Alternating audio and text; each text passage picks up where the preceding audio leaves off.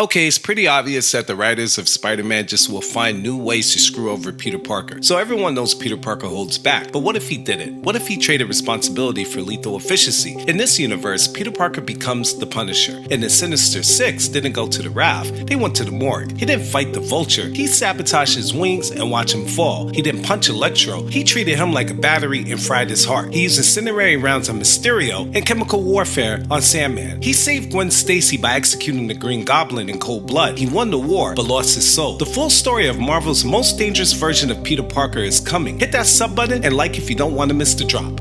Spider-Man crashes through the window of Norman Osborn's penthouse. During the fight, Peter noticed a familiar face, Ben Urich. He confronts Ben, asking why is he working for Osborn, but Peter doesn't care. All he sees is a junkie that was once someone he admired, his other Ben. Later on, overwhelmed by guilt, Ben calls Jonah to reveal everything he has on Osborn. Problem is, the man that answered the phone wasn't Jonah. It was the Chameleon, hired by Osborn to silence Ben. Imposter Jonah assassinates Ben. Peter is too late. All that's left is the silence of knowing this is the second Ben he lost. Well, that's all for now. See you on the next one.